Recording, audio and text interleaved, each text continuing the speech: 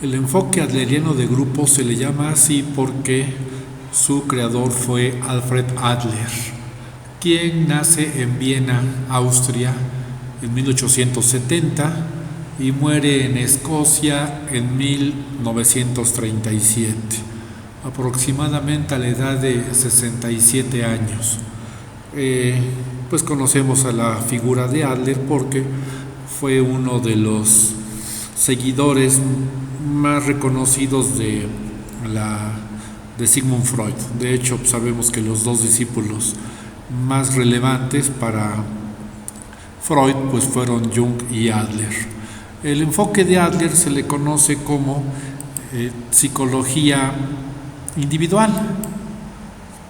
El problema central, como lo vemos por acá, pues es la lucha del individuo.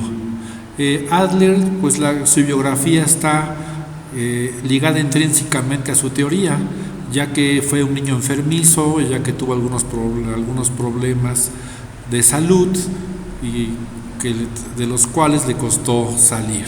Algunos autores postulan que inclusive pues él, siendo más grande, trabajando ya como médico, estuvo trabajando cerca de un circo, y aunque suene un poco extraño, extravagante, el hecho de conocer a la gente del circo, formada por personas que de alguna manera pues eran fenómenos, le ayudó, digamos, o le influyó en esta tendencia a pensar que la vida pues representa una superación de las limitaciones. Por eso en esta diapositiva pues se refiere a que el problema central es la lucha de la persona para llegar a ser todo lo que estuviera permitido. Adler pues proviene de un medio socialmente bajo, en el cual le favoreció, digamos, que ejercer o tener un pensamiento social. Aquí nos habla de la persona, como lo dice la diapositiva, están motivadas por fuerzas sociales, tenemos que buscar una meta, y esta meta pues también nos proporciona una identidad a partir de estos sentimientos básicos: inferioridad frente a superioridad.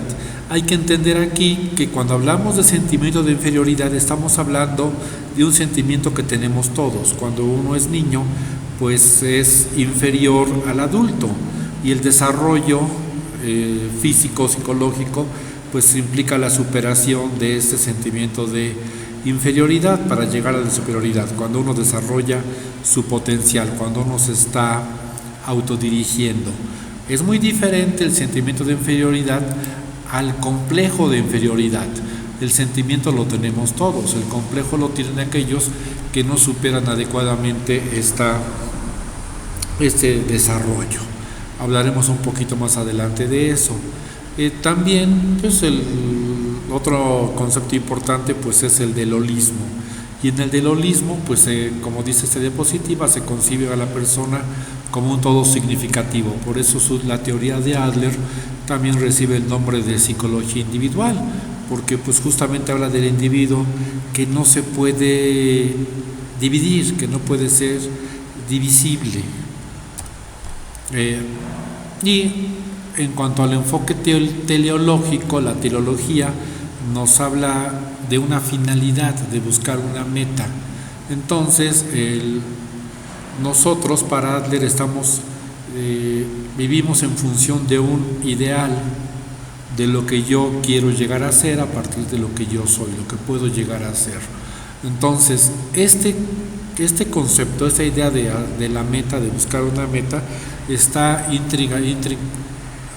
intrincadamente ligado a el estilo de vida. El estilo de vida pues nos plantea hacia dónde nos estamos dirigiendo de acuerdo a estos estilos. Nosotros entendemos mejor a las personas cuando vemos al lugar al cual van, y sobre todo cuando vemos al lugar al cual van de acuerdo con lo que se hace, no con lo que se dice. Uno puede tener ciertas ideales, comentarlo, plantear que se vive en función de los ideales, pero el estilo de vida es el que nos está marcando hacia dónde vamos, no tanto lo que decimos como lo que hacemos. Este otro punto importante, la fenomenología, pues abarca a muchos enfoques, porque en este sentido significa cuál es la percepción subjetiva del mundo que tiene la persona. O sea, hay que recordar aquí una frase que inclusive fue dicha hace más de 2000 años, ¿no?, por Epicteto. Lo que nos causa problema no es lo que te sucede, sino la forma en la que ves las cosas.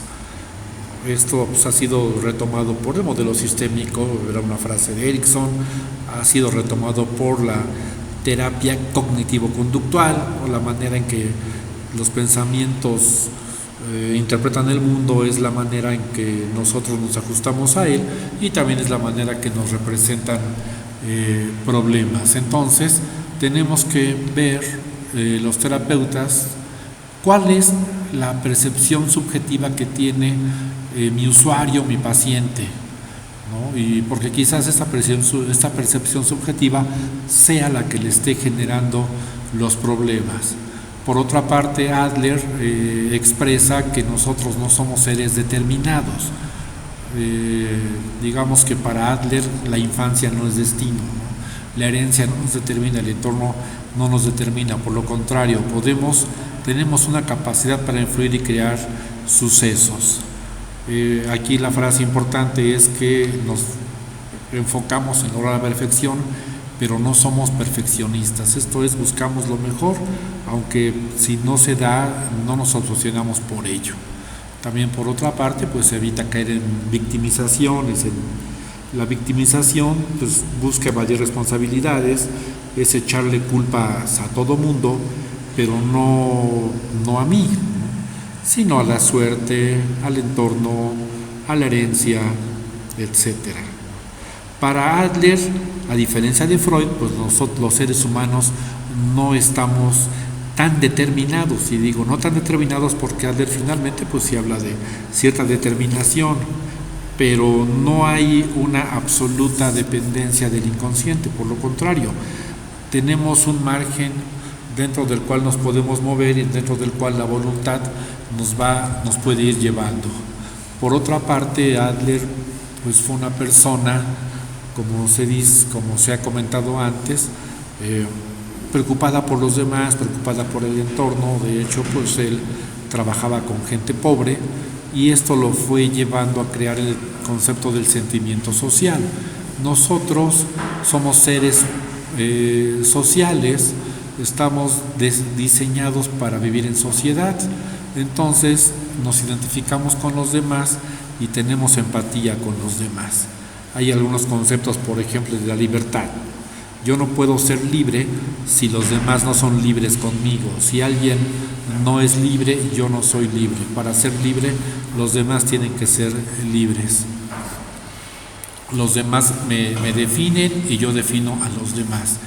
En este sentido, pues nosotros tenemos 3 obligaciones, diría Adler: establecer relaciones de amistad, establecer relaciones íntimas, o sea, una comunicación profunda, ¿no?, aquella que se tiene con la pareja, la que se puede tener con amigos muy cercanos, con familiares muy cercanos, ¿verdad?, aquellas personas con las cuales uno comparte pues cosas que a lo mejor no los comparte con cualquiera. Como segunda obligación, la B. Y en la C, pues contribuir a la sociedad a través del trabajo, pero el trabajo entendido como una actividad que modifica en algo la realidad.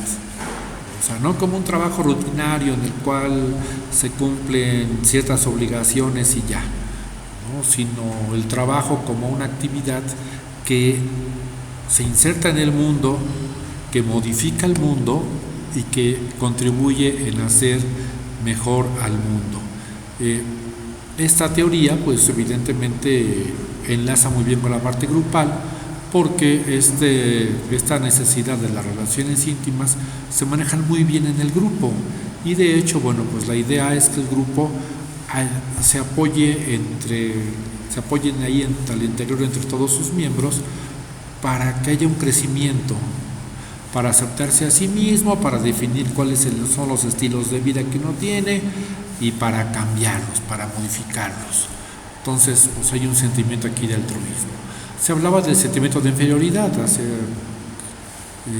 anteriormente, ¿no? Acerca de cómo el niño cuando nace, pues, y cuando va creciendo es dependiente y se reconoce la incapacidad. O sea, un niño no se puede bastar a sí mismo, un niño no se puede defender a sí mismo, o las conductas de autocuidado en un bebé, en un niño pequeño, pues tienen que ser solventadas por los padres o por los tutores. Se reconoce en ese entonces que no hay que ir al sentimiento de inferioridad, pero esto es una motivación para ir creciendo, la motivación para ir desarrollando el sentimiento de superioridad, cuando uno logra desarrollar las potencialidades necesarias para insertarse en la sociedad. Por otra parte, cuando los sentimientos constriñen nuestros movimientos de autoestima, ¿no? También cuando la relación con los padres ha sido complicada, también cuando el papel que uno ha llevado dentro de lo que es la familia, para Adler, pues la familia cuenta mucho, el orden de nacimiento, ¿no? Sabemos, y Adler ya lo afirmaba, que los hijos que están, los que se les llama sándwich, los que no tienen un rol definido, suelen tener mayores problemas por esta falta de rol.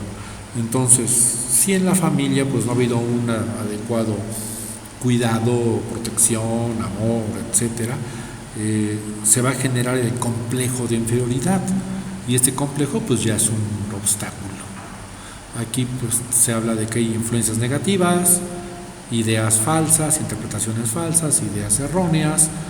Entonces aquí puede haber dos vertientes: o puedo volverme yo muy pasivo, ¿no? Porque me siento inferior a los demás, porque tengo una baja autoestima, o como compensación a este sentimiento de inferioridad, o a este complejo de inferioridad, como compensación, pues entonces desarrollo una actitud autoritaria, una actitud agresiva y hostil, como forma de compensar. Entonces, personas que son muy autoritarias, que aplastan a los demás, que intentan imponer sus ideas, sus opiniones, a veces mediante la fuerza, pues en realidad están escondiendo un sentimiento de inferioridad. En cuanto a la familia, bueno, pues hay procesos familiares que tienen que ver con esta atmósfera. ¿Cuál es el clima de relaciones entre los miembros? ¿No? Pues puede haber familias en las cuales la comunicación es buena, en las cuales el afecto se expresa, en las cuales no hay temor de que lo que se diga vaya a ser malentendido, o no hay tabús acerca de lo que se debe hablar en la familia, ¿no? Por lo contrario, pues hay familias en las cuales la atmósfera puede ser demasiado opresiva, demasiado hostil, en las cuales no se puede expresar uno libremente, o no hay la seguridad de que lo que yo diga va a ser correctamente entendido. A veces también puede haber aquí discrepancias o ambigüedades en ese sentido. A veces el hijo dice una grosería y entonces los papás se ríen, por ejemplo. Y en otras ocasiones están de malas y los regañan. ¿Por qué dijiste la grosería? O sea, el mismo acto en diferentes momentos es señalado de diferentes maneras, una de las cuales puede representar un castigo, una sanción para quien lo dice. Okay. Y en la constelación familiar, pues Adler ya hablaba también del orden de nacimiento. El hijo que nace primero, pues el hijo en rol parental, que tiene ciertas obligaciones, el ser el modelo para sus hermanos, el de en medio, que muchas veces no tiene un rol definido, el menor, que suele ser de alguna manera el consentido, ¿no? Y hay razones para que lo sea o para que sea vista como el consentido, o el hijo único, que reúne en una misma persona características de hijo mayor y de hijo menor. Esto pues claro que va señalando o marcando al individuo. Se habla pues también aquí del estilo de vida, ¿no? La orientación básica hacia la persona, y bueno, pues como se ha comentado respecto del psicoanálisis freudiano, en el sentido de que los 6 años primeros de vida son determinantes, pues aquí se da exactamente lo mismo. estos 6 años de vida van a ser muy, muy influyentes. El estilo de vida se puede manejar de 3 maneras. En una forma, pues la persona puede ser muy dominante, puede ser autoritario, en un sentido puede llegar a ser inclusive delincuente psicópata, puede ser, para Adler dice que puede ser drogadicto o alcohólico, pero bueno, sabemos que también como persona dominante pues puede ser que se busquen lugares en donde oprimir a los demás, buscar sitios de poder. Probablemente algunos políticos, por ejemplo, pues lleguen a este nivel. El segundo, el inclinado a recibir. Para Adler es el más común de todos. La persona depende de los demás, espera recibir, no da nada. En el tercer tipo, el evasivo, pues no enfrenta los problemas, no se arriesga, no emprende. El miedo es la emoción principal acá. Como le da miedo a fracasar, pues mejor no hago nada, mejor me quedo aquí en mi zona de confort, una frase ya muy utilizada, y no salgo de ahí, todo por el temor a exponerme. Y el último, pues el tipo socialmente útil, que para Adler pues era el recomendado. En este cambio la persona es tolerante con los demás, los ayuda, se desarrolla dentro de lo que es una forma de vida socialmente aceptable. Y la terapia grupal pues justamente consiste en ir identificando cuál es el estilo que maneja la persona que va a terapia, identificarlo y con el apoyo de los demás pues irlo pues sobre todo corrigiendo, de tal manera que la persona pase a ser alguien socialmente útil, pero no en el sentido de debo apoyar porque la moral me lo pide, sino en el sentido de que debo de apoyar, pero porque hay una ética más, una ética universal que me lleva a apoyar a los demás. O sea, aquí el objetivo no es la obediencia, sino es la espontaneidad. Los trastornos emocionales para Adler son fracasos en la vida, y como tales fracasos pues no están determinados. O sea, si yo tengo un trastorno que implica que fracasé, esto me puede llevar a que yo corrija las cosas, y donde hubo un fracaso pues haya una ganancia, una victoria, si así se le quiere llamar. E ir cambiando el estilo de vida para que se plantee que ese es un estilo de vida falso. Quizás la meta de éxito sea errónea, pues a veces el éxito basado en situaciones materiales pues es un estilo de vida no adecuado. El ser humano se vuelve dependiente de las cosas, y muchas veces en conseguir estos satisfactores pues pasa por encima de los demás o no se relaciona bien con los demás. En cuanto a la terapia de grupo, aquí se plantean las fases: establecer y mantener la relación terapéutica, explorar las dinámicas del individuo. Sobre todo pues hay que tomar en cuenta aquí los elementos adlerianos de la terapia adleriana, en la cual en las dinámicas pues se invita a que la persona hable acerca de su problemática, pero sobre todo de la problemática que ha tenido en relación con los demás. Platícame una escena, sería una consigna de la terapia de grupo, de esa terapia de grupo. Platícame una situación en la cual hayas tenido problemas con los demás, o platícame si ha habido situaciones que sean muy repetitivas en tu relación con los demás. Por ejemplo, pues ir encontrando siempre gente falsa, siempre encontrando gente chismosa, y a partir de allí empiezan a buscar los patrones. La idea también pues es obviamente llegar al insight, pero el insight aquí pues es llegar a medio camino, porque no hay insight, o el insight no es completamente terapéutico si no se traduce en actos.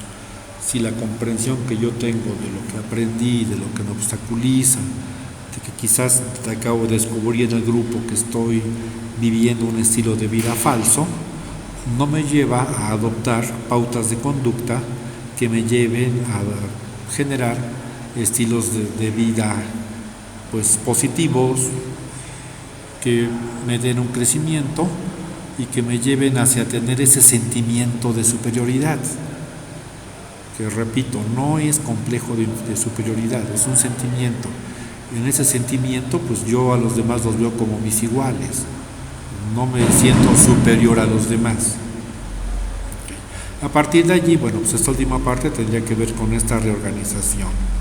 Se cambian actitudes, creencias, metas, conductas alternativas. Ahora, la persona, el terapeuta, tiene como obligaciones establecer una atmósfera grupal de seguridad y respeto mutuo. Sin esto no hay terapia de grupo. Centrarse en problemas reales y prácticos de los miembros del grupo, preguntar a los miembros del grupo si desean recibir sugerencias acerca de estas formas de solucionar problemas, generar soluciones alternativas como sean posibles. Puede aquí utilizarse un método de que, bueno, pues alguien comenta un problema y entonces se hace la ronda y cada quien opina acerca de cuáles son a su juicio, alternativas que tendría la persona que está compartiendo. Respetar las posibles soluciones aportadas, que por supuesto estas soluciones pues también vayan en función del sistema de valores del miembro del grupo, y usar el apoyo y estímulo del grupo. Como se verá, pues en la terapia de grupo adleriana, pues el terapeuta pues ejerce un rol muy relevante. En esta consigna, pues él habla al grupo, que obviamente pues no es un grupo que maneje la teoría adleriana, entonces pues no vamos a hablar en términos teóricos, sino vamos a hablar en términos traducir la teoría a situaciones de la vida concreta, común y corriente. Se le informa al grupo, aquí vamos a hablar de cómo ha sido tu historial de relaciones con los demás, se habla de cuáles son las metas que has tenido en la vida, cuando tú eras adolescente, qué metas tenías en la vida, cómo te ibas a imaginar que iba a ser tu vida, cómo estás hoy con relación a las metas que tú tenías. Puedes conseguir esas metas, quizás hayas cambiado de metas. Platícame de problemas que hayas tenido en tu relación con los demás, desde la niñez, alguna situación clave de tu vida, alguna situación que sientas que te marcó en relación con los demás. Aquí pues también vamos a hablar un poco de la familia. Pues tengo que saber qué lugar ocupabas en tu familia, cómo te criaron, cómo te educaron, qué esperaban tus papás de ti. Si estás haciendo lo que crees que esperaban de ti, estás haciendo lo que tú crees que tú esperabas de ti. Y en general, bueno, pues analizamos hacia dónde vas. Vamos a hablar también un poco de autoestima, ¿no? Cómo anda tu autoestima, cómo te sientes en relación con los demás. Y a partir de allí pues el grupo va compartiendo. El terapeuta pues va dirigiendo esas interpretaciones. Pues esta terapia tiene un alcance muy amplio, pero pues sobre todo guarda relación mucho con situaciones en las cuales la persona tenga alguna problemática en sus metas. Será fácilmente, yo creo que identificable, ver que problemas de autoestima, problemas de timidez, depresión, adicciones, problemas de relación con los demás porque me ven como alguien muy autoritario, control de impulsos, control de mi carácter, control de mis emociones. Son algunos de los problemas que se pueden trabajar con este enfoque. El tamaño del grupo, pues como suele ser en todos los enfoques, no tiene que ser muy grande, máximo 10 personas, para que este tipo de trabajo sea lo más efectivo posible. El trabajo puede ser a mediano plazo. Pues se recomienda trabajar una vez por semana, e ir analizando qué fue lo que pasó en cada sesión, qué es lo que va pasando con los miembros del grupo. Si se van dando los insights, pues el grupo va compartiendo cómo lo que descubrió, cómo ha influido en su vida o cómo puede influir en su vida, en su problemática y en su relación con los demás. En general, pues estos son los principales conceptos de este modelo de terapia.